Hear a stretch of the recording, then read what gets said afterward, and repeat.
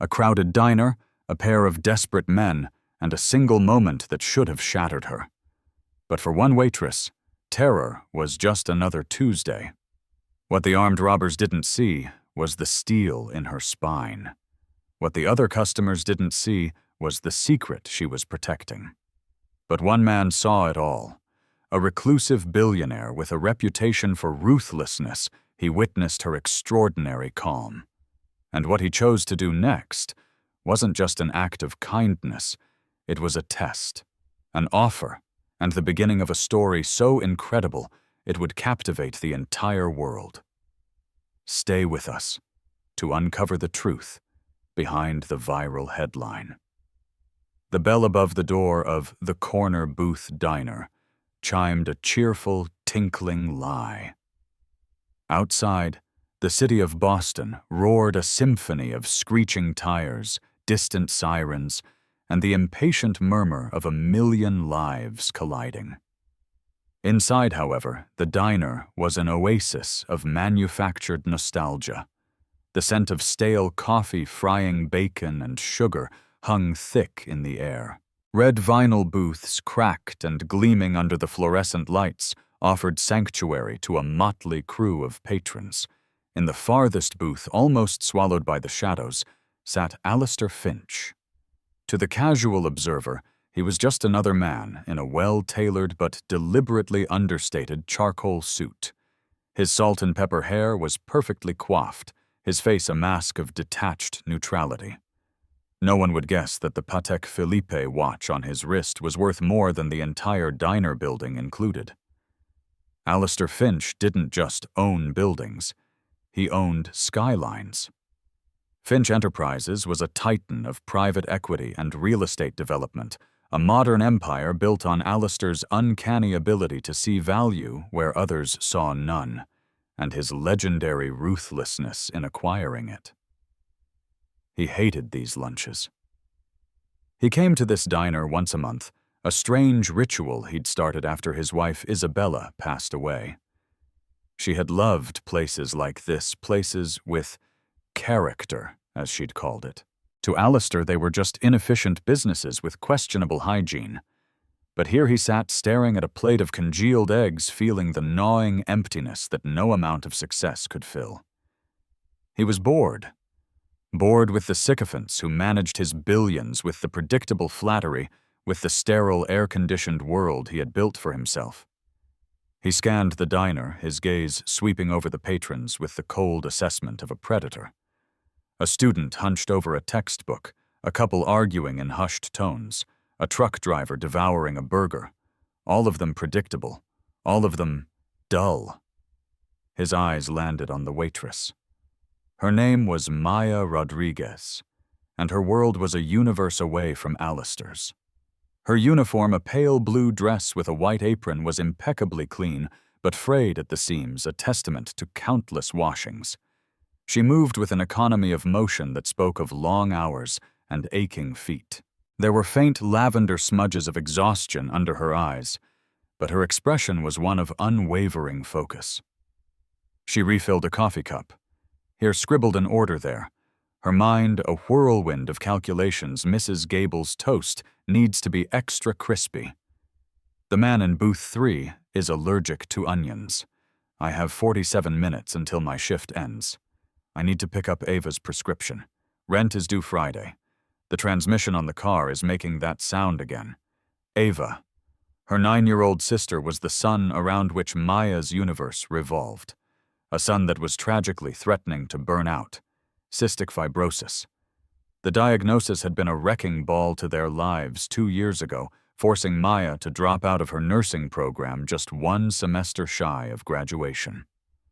Every dollar she earned, every extra shift she took went toward the mounting medical bills, the specialized treatments, the hope that they could buy Ava just a little more time, a little more air in her struggling lungs.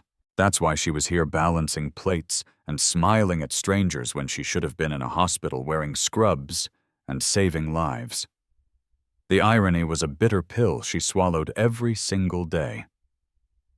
Alistair watched her intrigued by a flicker of something he couldn't quite name. It wasn't just efficiency. It was a kind of quiet dignity, a grace under the pressure of a thankless job. She didn't offer the fake, bubbly enthusiasm of other servers.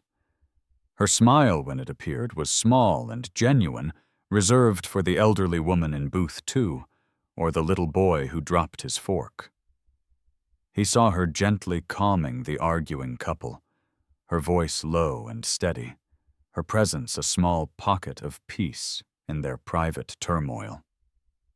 He was about to dismiss it to return to his cold eggs and colder thoughts when the bell on the door chimed again. This time it wasn't cheerful. It was violent. 2 men burst in. They were not large or imposing, but they moved with the frantic, jerky energy of cornered animals. One wore a black ski mask, the other a stained gray hoodie pulled low over his face. The one in the mask held a small black pistol, and he waved it with a hand that trembled visibly. "Nobody move!" His voice was a raw, panicked bark. "Empty the register now!" The diner froze. The comforting symphony of clattering cutlery and quiet conversation shattered into a terrifying silence, punctuated only by a woman's sharp, indrawn breath. The student dropped his textbook. The truck driver's hands went up slowly. Fear, thick and acidic, flooded the room. The second man, the one in the hoodie, vaulted over the counter, his movements clumsy. He shoved the diner's owner, a portly, balding man named Sal, against the milkshake machine. "The cash, all of it." Maya had been on her way to the kitchen with a stack of dirty plates. She was trapped in the main dining area halfway between the counter and the booths. The man with the gun was less than 10 feet away from her. His eyes, wide and wild behind the mask, darted around the room, finally locking on her. "You on the floor now!" he screamed, the gun wavering in her direction. Alistair Finch's body tensed, his mind accustomed to assessing risk and planning 3 moves ahead, went into overdrive. 2 assailants. 1 firearm, likely a 9mm. Amateur. Shaky hands. Primary motivation is cash, not violence. High probability of a stray shot due to panic. He subtly slid his hand toward his phone, ready to activate the silent emergency alert hardwired to his private security firm. But then he stopped. He watched Maya. She did not cry. She did not scream. She did not drop to the floor. Slowly, deliberately, she placed the stack of plates on the nearest empty table. The clink of ceramic on formica was unnaturally loud in the silent room. Then she raised her hands, palms open in a gesture of non-aggression. "Okay," she said. Her voice was quiet, but it carried. It was the same calm, steady voice she had used with the arguing couple. "It's okay. Everyone just stay calm. He's getting the money." Her eyes met the gunman's. She wasn't challenging him. She was communicating, de-escalating. Her gaze was not one of fear, but of an almost clinical assessment mixed with a strange sort of empathy. She seemed to see not a monster, but a terrified man making a terrible mistake. An elderly woman in a nearby booth began to sob, her frail body shaking. The gunman's head whipped toward the sound, his panic escalating. "Shut her up! Shut her up, or I swear I'll—" "Ma'am," Maya said, her voice cutting through his panic without raising its volume. She never took her eyes off the gunman, but she directed her words to the woman. "Brenda, look at me. It's Maya. Just breathe. Deep breaths. It's going to be over in a minute. Just breathe with me." It was an act of impossible courage. She was managing the entire room. She was managing the robber.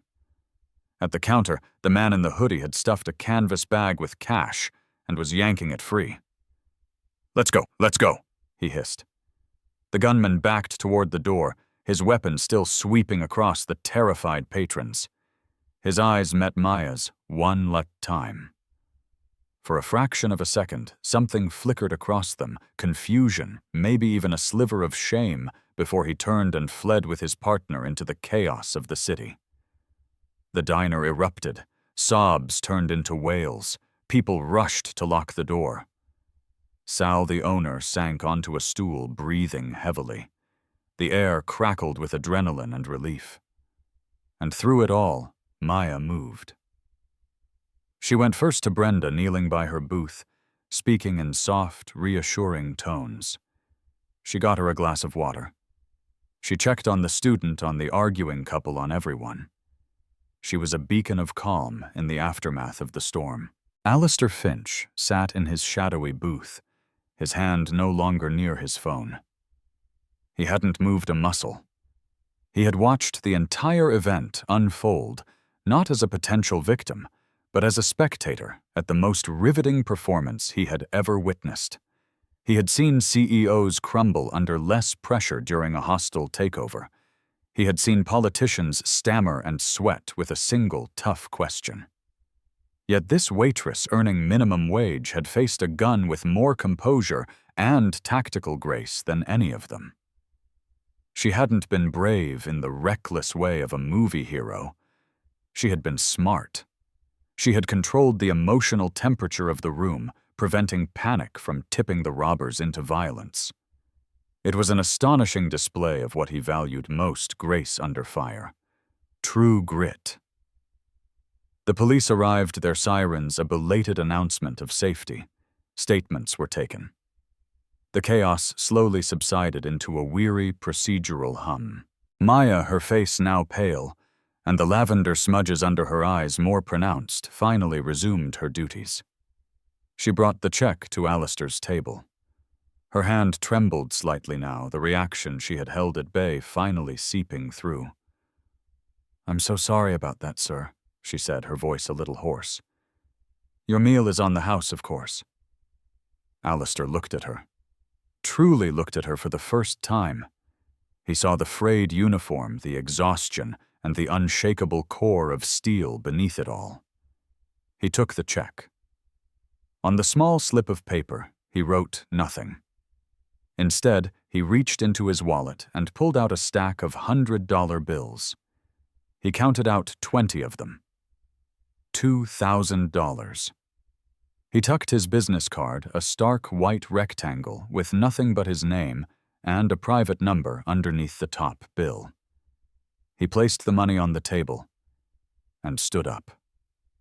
"That wasn't fearlessness," he said, his voice low and raspy. "That was management. Very impressive." Before a stunned Maya could respond, he turned and walked out of the diner, leaving behind a pile of money that could solve her immediate problems, and a small white card that held the power to shatter her world all over again or rebuild it from the ground up.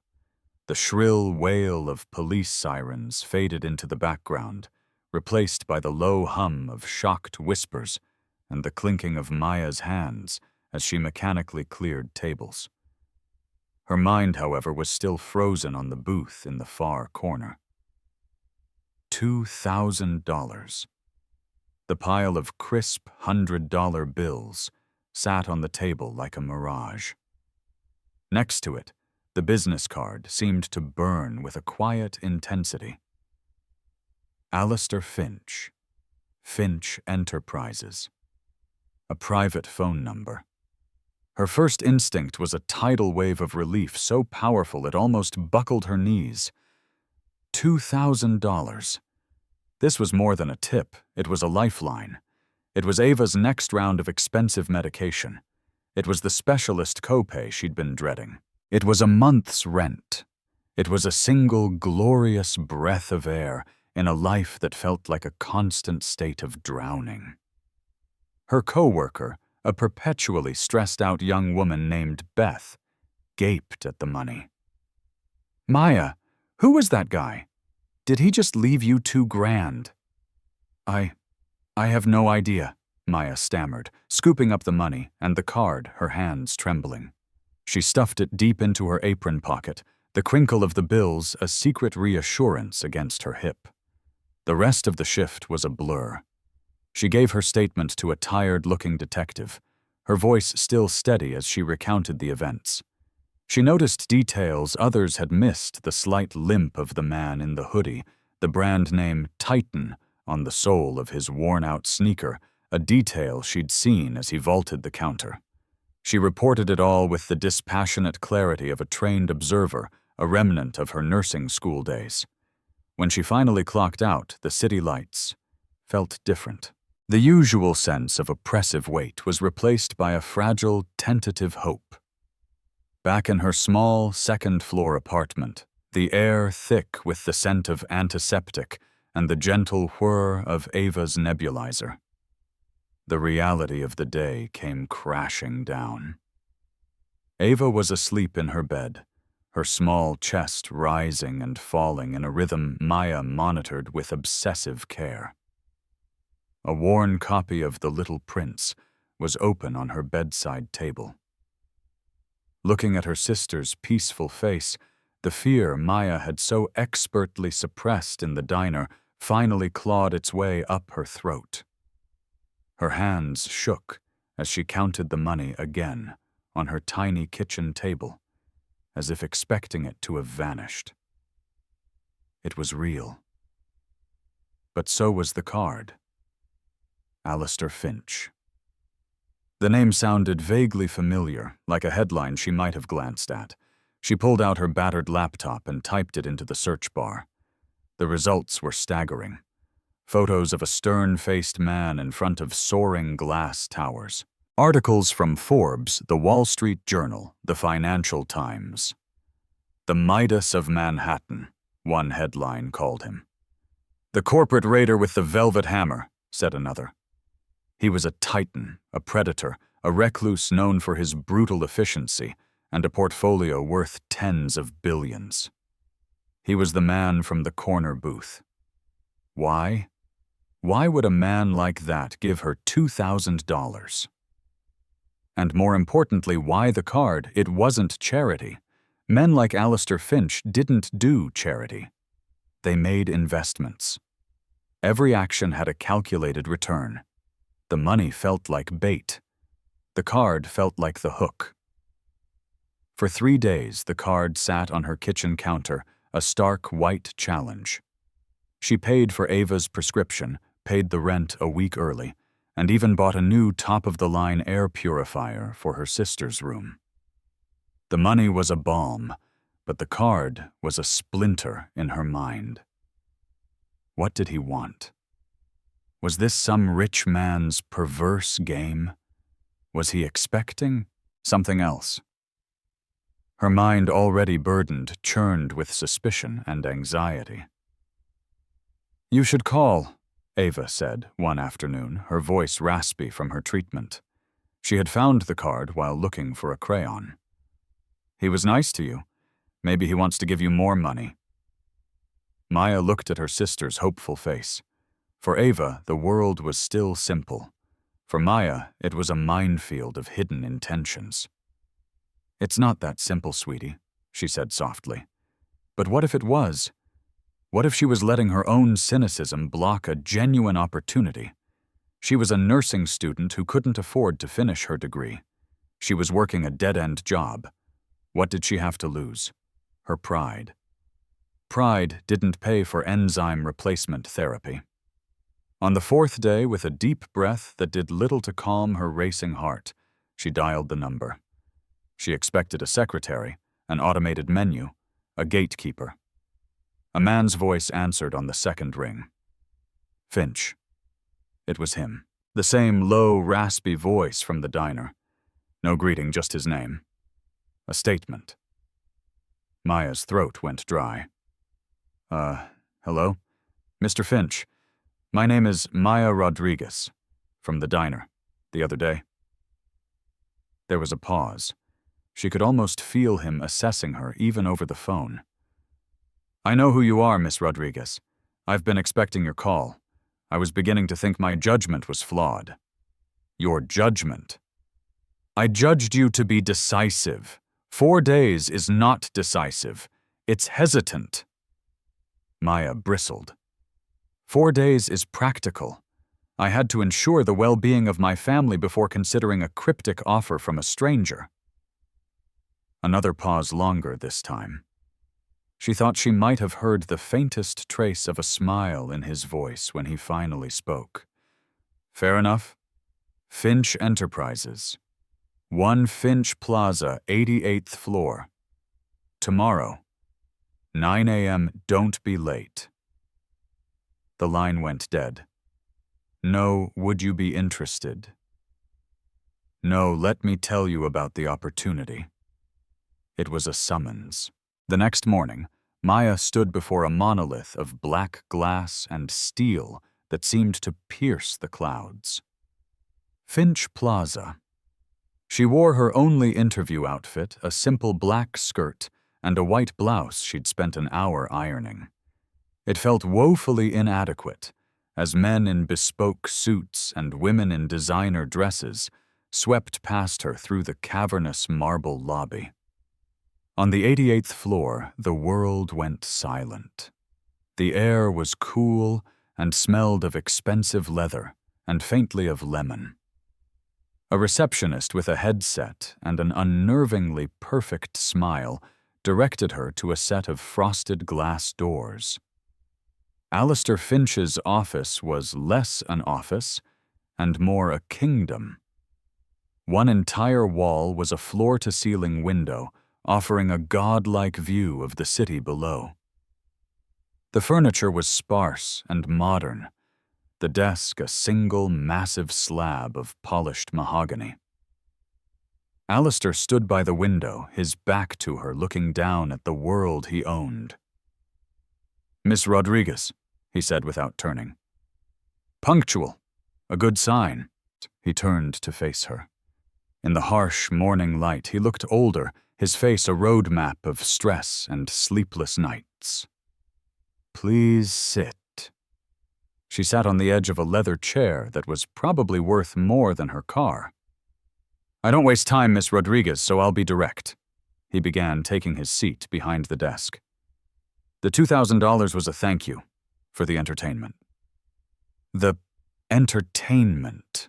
Maya asked, her voice tight. "Watching you handle that situation was the most interesting thing I've seen all year. You didn't panic. You assessed.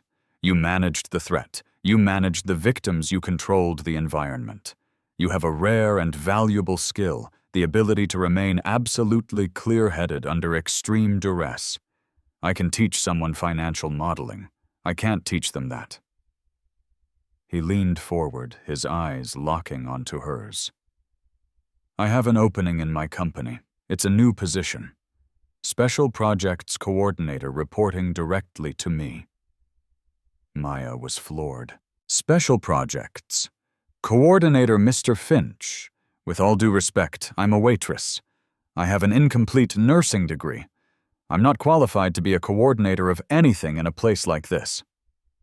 "Your nursing background is precisely why I'm interested," he countered, steepling his fingers. "You're trained to observe symptoms, make diagnoses, and perform triage under pressure. Business is no different. It's about identifying the illness in a deal, finding the pressure points, and knowing who to save first. Your resume is the single most impressive resume I have seen in the last decade, not for what's on it, but for what isn't failure." He slid a single sheet of paper across the desk. It was an offer letter. The salary printed on it made her vision swim. It was more than she made in 5 years at the diner. Full medical dental vision, a benefits package that could change Ava's life overnight. I don't understand," she whispered. "Your job will be to handle problems," he explained. "Sensitive problems. A difficult negotiation with a union boss. A community protest at a new construction site. A high-value client on the verge of pulling out. You will be my eyes and ears. You will go into volatile situations and you will bring back stability. You will not use spreadsheets or PowerPoints. You will use the same skills you used in that diner. Observation, de-escalation, management of human emotion." It was insane. It was the most insane, unconventional job offer in history. A billionaire was hiring a waitress to be his personal crisis manager based on a 10-minute robbery. A part of her screamed that this was a mistake, a fantasy. But another deeper part of her, the part that had faced down a gunman, the part that fought for her sister's life every day, recognized the truth in his words. He saw her. He didn't see a poor waitress to be pitied. He saw a warrior. "There will be one condition," Alistair added, his tone hardening slightly. "Absolute loyalty. Absolute discretion. What you see and hear in this company stays with you. You will be tested. Many people here will not understand my decision. They will see you as an outsider, an interloper. They will try to make you fail. If you fail, you're gone. No second chances." He stood up, signaling the end of the meeting. "I need your answer by the end of the day." Maya stood as well, the offer letter clutched in her hand. Her mind was a tempest. This was a world of sharks, and she was a minnow. But sharks bled like anyone else, and she knew how to handle bleeding. She looked from the offer letter in her hand to the sprawling city outside the window, a city that had always felt alien and hostile. For the first time, it looked like a possibility. "You don't need to wait until the end of the day, Mr. Finch," she said, her voice finding that same calm, steady tone from the diner. "I accept." Alistair Finch allowed himself the smallest of smiles. "Good. Your first test begins Monday." Maya's first day at Finch Enterprises was like being dropped into a foreign country without a map. The 88th floor was a hushed, ethereal realm of quiet ambition. The air itself seemed to hum with the silent, frantic exchange of millions of dollars. Her own office. She had an office, was a glass-walled cube near Alistair's, a clear statement of her new proximity to power. It was also a fishbowl. She felt the eyes on her immediately. They were curious, dismissive, and openly hostile. Whispers followed her to the coffee machine. "That's her, the waitress. I heard Finch hired her on a whim. My cousin has an MBA from Wharton and couldn't even get an interview." Her primary tormentor materialized on her second day. His name was Preston Cole, tall, impeccably dressed, in a suit that probably cost more than her first car, and armed with a smile that never reached his cold blue eyes. Preston was the golden boy of the acquisitions department. He was an Ivy League legacy, a master of the corporate game, and he saw Maya as an insult to everything he had worked for. "Maya, is it?" he said, leaning against her door frame, not bothering to ask for permission to enter. "Preston Cole. I head up the M&A division. Just wanted to welcome you to the team." The word team was laced with sarcasm. "Thank you, Preston," Maya said, her tone even. She didn't stand up, forcing him to continue speaking down to her. It was a small, subtle power play she'd learned from dealing with difficult customers. "I have to say," he continued, looking around her Spartan office, "we're all just fascinated by your unconventional hiring story. Alistair certainly keeps us on our toes. You were a food service professional." "I was a waitress," Maya said, meeting his gaze directly. "I'm also a very fast learner." Preston chuckled a dry, humorless sound. "Well, if you ever need help figuring out the difference between EBITDA and a non-GAAP earning, you just let me know. Wouldn't want you to get overwhelmed." He sauntered off, leaving a trail of smug condescension. Maya ignored him. She spent the first week doing exactly what Alistair had told her to do: observe. She read every file she was given access to, studied the dynamics of the executive meetings she was allowed to sit in on silent in a corner. She watched how people spoke, what they avoided saying, who flinched when certain projects were mentioned. She was mapping the human terrain of the company. Her first test came at the end of the second week. Alistair called her into his office. He didn't look up from his computer. "The Sterling Tower project," he said. "There's a problem." Maya had read the file. Sterling Tower was a massive 80-story luxury condominium Finch Enterprises was building downtown. The problem was an old brick tenement building, the last holdout on the block, occupied by a dozen rent-controlled tenants, mostly elderly. Finch had offered them generous buyouts, but one woman, a 78-year-old retired schoolteacher named Mrs. Dubois, was refusing to leave. She had lived there for 50 years. Preston Cole had been handling it, and his strategy of increasing pressure and legal threats had only made her more defiant, turning it into a minor media headache. Preston's approach is failing, Alistair stated. He sees it as a negotiation. He's trying to find her price. He doesn't understand the problem. You will handle it now. Go down there. Talk to her. Solve it. You have 48 hours. It was a direct challenge, a public stripping of responsibility from his golden boy. When Maya left Alistair's office, she saw Preston through his own glass wall. He was on the phone, his face red with fury. Maya didn't go to the legal department. She didn't review the buyout offers. She went to the city archives. She spent half a day digging, looking for anything she could find about the tenement about Mrs. Dubois. Then she went to a bakery and bought a small lemon tart. She arrived at the tenement building that afternoon. It was small and worn, but the windows were clean and there were flower boxes on the sills. She knocked on the door of apartment 3B. It was opened by a small woman with sharp, intelligent eyes and a cloud of white hair. She held a book in one hand, her finger marking her place.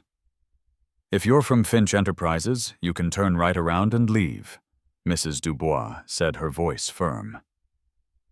"My name is Maya Rodriguez," Maya said calmly. "I'm not here to give you another offer. I was hoping I could just talk to you for a few minutes. I brought a lemon tart. I read in an old neighborhood newsletter that you won the Saint Jude's baking competition with your lemon tart back in '98. I figured a connoisseur would appreciate it." Mrs. Dubois's stern expression faltered, replaced by a flicker of surprise. She looked from Maya's face to the tart in her hands. After a long moment, she sighed and opened the door wider. "Well, it would be a shame to let a good tart go to waste. Come in." Maya's apartment was filled with books and memories. Maya didn't talk about the building or the money. She asked about the photos on the wall. She learned about Mrs. Dubois's late husband, a firefighter. She learned about her years teaching English literature to inner-city kids. She listened. Finally, Mrs. Dubois herself brought it up. "You know why I won't leave, don't you?" "It's not about the money," Maya said quietly. "Of course it's not about the money," the old woman scoffed. "My husband Robert, he laid every single brick for that fireplace himself. Our son took his first steps on this floor. I planted the rose bush in the community garden downstairs the day he went off to college. This isn't an apartment, Miss Rodriguez. It's my life. That man, Mr. Cole, he doesn't understand. He thinks everything can be bought and sold. He offered to move the fireplace brick by brick. Can you imagine, as if it's the stones that matter?" "It's the memory," Maya whispered. "Exactly." Maya leaned forward. "Mrs. Dubois' Finch Enterprises is a machine. It's not going to stop. That's a reality we can't change. But what if we could save the part that matters, not the bricks, the memory?" Maya pulled a file from her bag. It wasn't a legal document. It was a proposal she had typed up herself. "Sterling Tower is going to have a small public park on the ground floor," Maya explained. "A green space. My proposal is to dedicate it as the Robert Dubois Memorial Garden. We'll move your rosebush to be the centerpiece. We'll install a bronze plaque honoring his service as a city firefighter. And we will establish the Dubois Literacy Fund, a perpetual endowment managed by Finch Enterprises that will donate thousands of books to inner-city schools every year in your name as a former teacher. Your legacy and his won't be in a building that's about to be torn down. It will be in a living garden and in the minds of hundreds of children for years to come. Mrs. Dubois stared at her speechless. Tears welled in her sharp eyes. Preston Cole had tried to buy her home. Maya Rodriguez had offered her immortality. The next day, Mrs. Dubois signed the agreement. When Maya presented the solution to Alistair with Preston Cole summoned to the meeting, the silence was deafening. Alistair simply nodded, a glint of approval in his eyes. Preston's face was a mask of cold fury and disbelief. He had used a hammer and failed. The waitress had used empathy and succeeded. The balance of power on the 88th floor had just shifted. Maya's success only made her a bigger target. Preston began a subtle campaign of sabotage. Files she needed would go missing. Meeting invitations would arrive late. He would accidentally misrepresent her words in executive briefings. But Maya, accustomed to the chaos of a busy diner, was meticulous. She kept her own copies. She confirmed every meeting. She sent summary emails after every conversation, creating a paper trail that Preston couldn't erase. She was playing chess while he was playing checkers. Her new salary and benefits had transformed her life. Ava was enrolled in a clinical trial with a top pulmonologist. They moved to a larger, brighter apartment in a better neighborhood. For the first time in years, Maya could see a future that wasn't defined by the next medical bill. But the pressure was immense.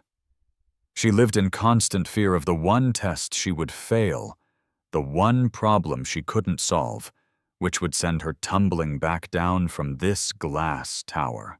Her next major challenge was a volatile union negotiation at a port facility Finch had recently acquired. The local leader, a man named Frank Garrison, was a notoriously tough old-school brawler who had already chewed up and spat out two of Finch's top lawyers. Alistair sent Maya in alone. She met Frank not in a boardroom, but at a dockside tavern he frequented. The place smelled of beer and fried fish. Frank, a bear of a man with hands like cinder blocks, sat with his arms crossed, his expression hostile. "Finch sent a girl," he grunted. "He getting soft." Maya slid into the booth opposite him. "He sent a problem solver, Frank. I read your file. I also read your father's file. And your grandfather's. Your family helped build this union." Frank's eyes narrowed. "I know you're worried about automation replacing your men," Maya said. "And you're right to be. It will. But my proposal isn't about stopping it. It's about getting ahead of it. Finch Enterprises will fund a state-of-the-art training facility right here on site. We'll retrain every single one of your members to service and manage the new automated systems. Their jobs won't be eliminated. They'll be elevated. Higher skills, higher pay. Your union won't be fighting the future. It will be running it." She saw the same flicker in his eyes she'd seen in Mrs. Dubois's. She wasn't attacking his position. She was honoring his legacy and securing his future. The deal was done within a week. Maya was becoming a legend within the company. The Finch Whisperer, some called her. She was Alistair's secret weapon. But with every victory, Preston Cole's resentment festered, growing into a dangerous obsession. He couldn't beat her on merit. He would have to find another way to destroy her. And as he dug into her past, looking for leverage, he had no idea he was unearthing a secret that would connect back to that fateful day in the diner. A secret that would threaten to burn down everything Alistair had built. Preston Cole was a man drowning in resentment. Each of Maya's successes was a personal humiliation, a fresh layer of salt in his wounds. The quiet nods of approval Alistair gave her, the way other executives had started to seek her opinion, it was all a theft of what was rightfully his. He was the one with the pedigree, the education, the killer instinct. She was a charity case, a fluke, and he became obsessed with proving it. If he couldn't outmaneuver her in the present, he would weaponize her past. He hired a private investigator, a discreet but ruthless man named Costello, who typically dug up dirt for hostile takeovers. The instructions were simple. Find something on Maya Rodriguez. Anything. A past crime, a debt, a scandal, a disgruntled ex-boyfriend. Something to prove she was unworthy of the 88th floor. For weeks, Costello found nothing. Maya's life was disappointingly clean. She worked hard, paid her bills sometimes late before Finch, and cared for her sick sister. There were no skeletons. Preston grew impatient, his daily interactions with Maya becoming more strained, his smiles more predatory. "Working hard or hardly working," he'd quip, passing her office. "Just focusing on my own work, Preston," she'd reply, without looking up a polite dismissal that infuriated him. Then Costello called. "I've got something," he said, his voice slick with professional satisfaction. "It's not about her directly. It's tangential, but it's messy."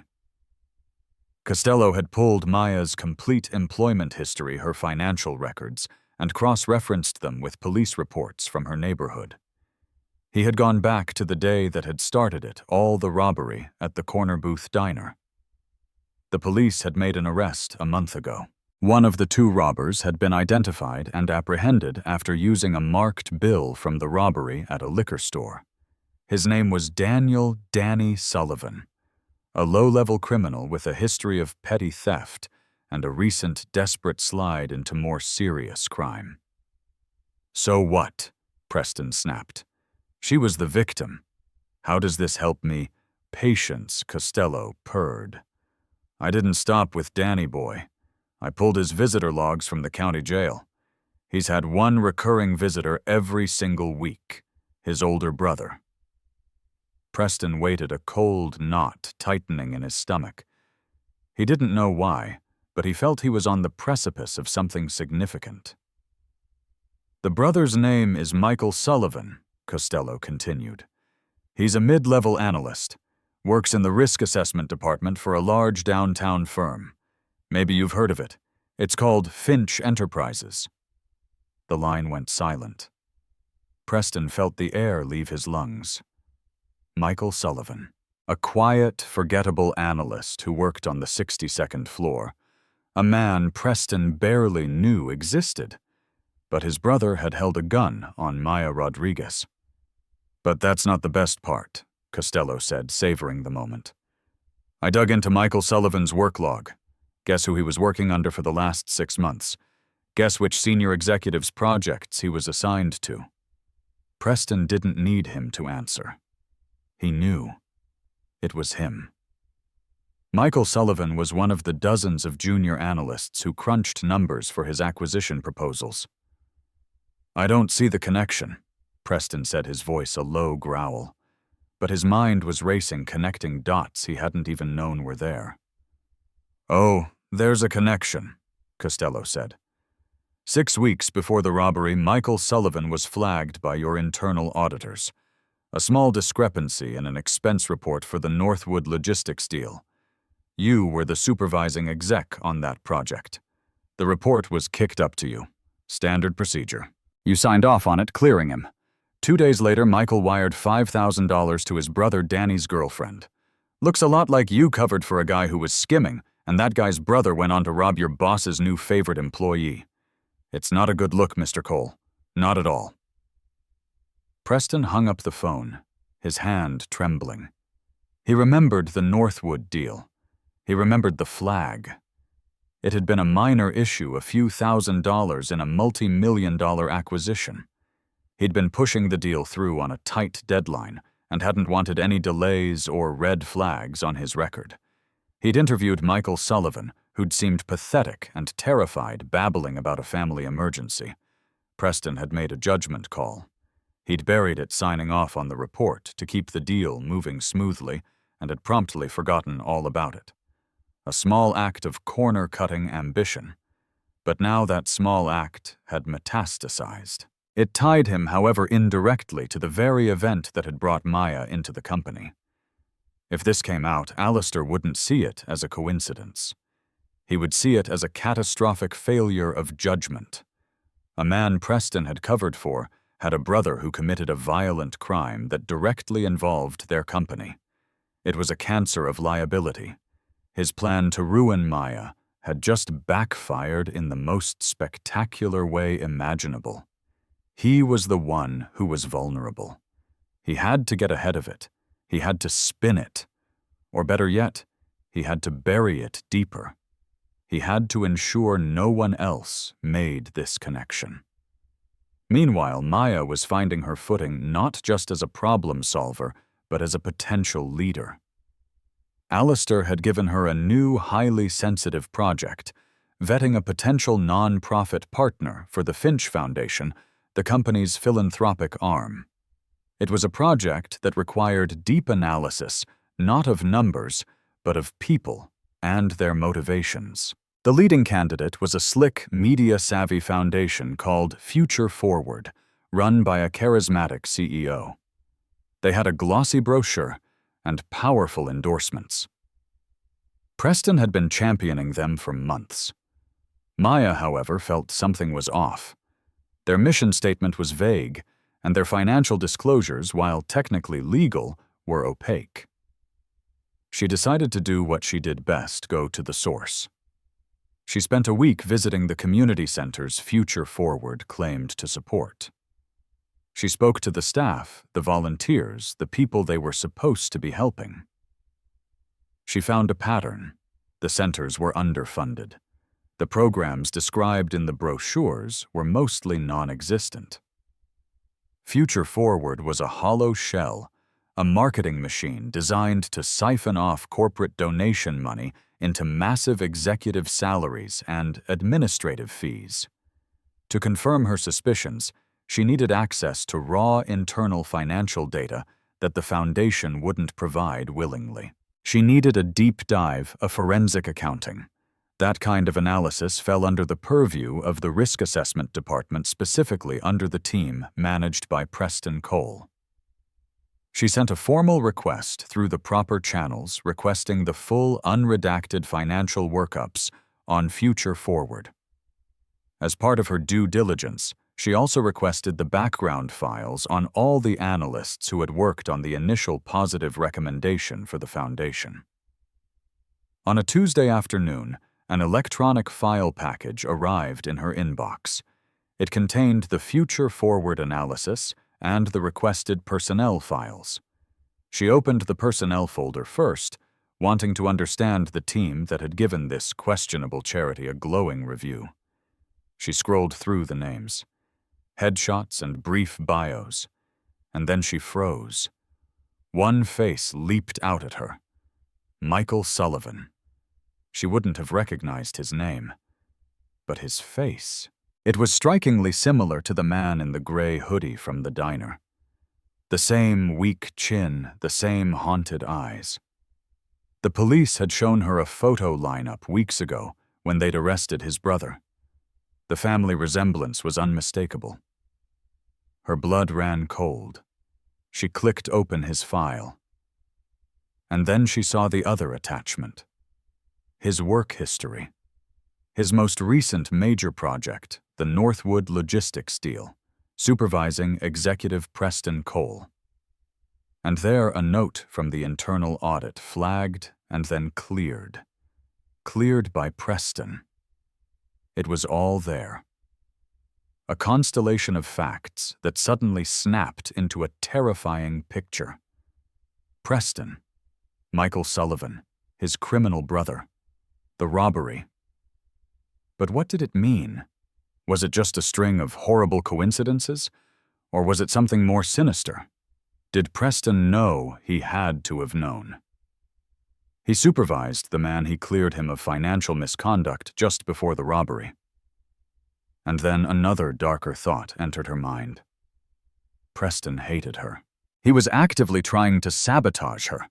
Was it possible? Could he have known about the two brothers and somehow used it? It seemed insane, too conspiratorial. But Alistair had hired her to see the patterns others missed, and this was a pattern that screamed danger. She looked at the file, then at the glass wall of her office toward Preston Cole's distant, powerful corner. He wasn't just a corporate rival anymore. He was a man with a dangerous secret, a secret that began with a desperate criminal in a diner and ended on the 88th floor. And she was the only one who knew it. The discovery hit Maya like a physical blow. She stared at the screen, her heart hammering, as the facts aligned into a damning constellation. Michael Sullivan, the analyst from her own company, his brother Daniel Sullivan, the man from the diner robbery, and the executive who had buried Michael's financial misconduct just weeks before the crime, Preston Cole. This wasn't a coincidence. It was a rot, a secret that started with Preston's reckless ambition. She knew this explosive connection on its own could be dismissed. She needed to prove a pattern of corruption. Her instincts led her back to the Future Forward Foundation, the sham charity Preston had championed so aggressively. Why was he so invested? Working with a cold fury, she bypassed the glossy brochures and dug into the raw payment data, cross-referencing vendors. Within hours, she found that the charity's largest payments were going to a boutique PR firm. A quick search of incorporation documents revealed the owner's name, Caroline Vance Preston's girlfriend. He wasn't just pushing a sham charity. He was trying to funnel foundation money into his own pocket. This was the key, undeniable proof of his character. She compiled her findings and requested a meeting with Alistair CCing Preston. In the boardroom, Preston smirked at her. "Ready for the big presentation, Maya. Don't worry, I'll back you up if you get lost." Alistair entered, silencing the room. "Begin," he commanded. Maya's presentation was a clinical execution. She methodically dismantled Future Forward, ending with the slide showing Preston's girlfriend's company as the prime beneficiary. All color drained from Preston's face. "This is a smear campaign," he sputtered. "My personal life is irrelevant." Alistair silenced him with a glacial stare. "Continue, Miss Rodriguez." "This conflict of interest," Maya said, her voice steady, "is unfortunately not an isolated incident. It's part of a larger pattern of judgment." She clicked to her final slide, showing the faces of the Sullivan brothers beside Preston's. She laid out the timeline, the buried fraud, the wire transfer, the robbery. "I am not suggesting Mr. Cole orchestrated this crime," she stated, locking eyes with Alistair. "I am stating that his ambition led him to ignore a serious ethical breach. This decision brought a direct connection to violent crime inside this company, a liability he has actively concealed while trying to enrich himself. He has become the single greatest risk on the 88th floor." The silence was absolute. Alistair turned to Preston, his voice deceptively soft. "Preston, is there anything in this presentation that is factually inaccurate?" Trapped and exposed, Preston stammered, It's complicated." "No," Alistair said, his voice dropping to a low growl. "It's remarkably simple. Get your things. Security will escort you out. Your career here is over." After the disgraced executive stumbled from the room, Alistair faced Maya, a look of profound respect in his eyes. "You didn't just identify a problem. You brought proof and a solution. The head of the Finch Foundation position is open. The job is yours. It's time we invested in real human potential." The story of Preston Cole's spectacular flameout and Maya Rodriguez's subsequent promotion to president of the Finch Foundation spread through the corporate world like wildfire. But it remained an internal affair, a tale whispered in boardrooms and exclusive clubs. The viral moment, the one that would capture the public's imagination, was yet to come. It came from an unexpected source, Brenda, the elderly woman Maya had calmed during the robbery. Brenda's granddaughter was a budding journalist for an online news outlet. Hearing her grandmother's story about the impossibly calm waitress, the journalist Chloe decided it was a sweet human interest piece. She started digging. She interviewed Sal, the diner owner, who told her about the mysterious man in the corner and the $2,000 tip. Intrigued, Chloe used her grandmother's description and Sal's memory of the name on the business card. A few searches later, she was staring at a photo of Alistair Finch, the reclusive billionaire. The story had just become infinitely bigger. Chloe's outlet ran with it. Billionaire's enormous tip to hero, Waitress after traumatic robbery. The article got moderate attention, a feel-good story for a day. But Chloe was a good journalist. She wasn't satisfied. She kept digging. She wondered what happened to the waitress. Through a source at City Hall, she found the dedication records for the new park at the base of the Sterling Tower, the Robert Dubois Memorial Garden. She spoke to a delighted Mrs. Dubois, who couldn't stop singing the praises of a brilliant, empathetic woman from Finch Enterprises who had made it all happen. Her name was Maya Rodriguez. The pieces clicked into place in Chloe's mind. The hero waitress was now working for the billionaire. She called the Finch Enterprises press office, expecting a boilerplate, "no comment." But her inquiry mentioning Maya Rodriguez by name was flagged and sent directly to the 88th floor. Alistair, recognizing a unique opportunity, did something he never did. He authorized an interview. Not with him, but with Maya. The resulting article, published a week later under the headline, "From Waitress to Vice President, the Billionaire Who Hired the Hero of the Corner Booth Diner," was an explosion. It went viral globally. The story was irresistible. It had everything terror heroism, a mysterious billionaire, an unbelievable job offer, a triumph of character over circumstance. Maya, now confident and poised in her new role, handled the media storm with the same grace she had shown in the diner.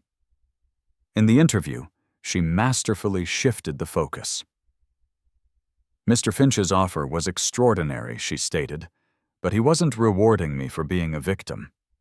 He recognized a skill set. What I did in that diner, de-escalation, managing fear, clear communication under pressure, are the same skills I now use to find and support underfunded community leaders for the foundation." This isn't a fairy tale. It's a testament to the fact that talent and potential are everywhere. You just have to be willing to look for it in unconventional places. The story became an inspiration. Maya Rodriguez became a symbol of hidden potential.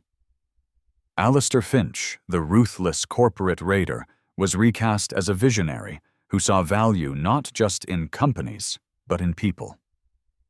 From her new spacious office overlooking the city, Maya launched her first initiative as president of the Finch Foundation.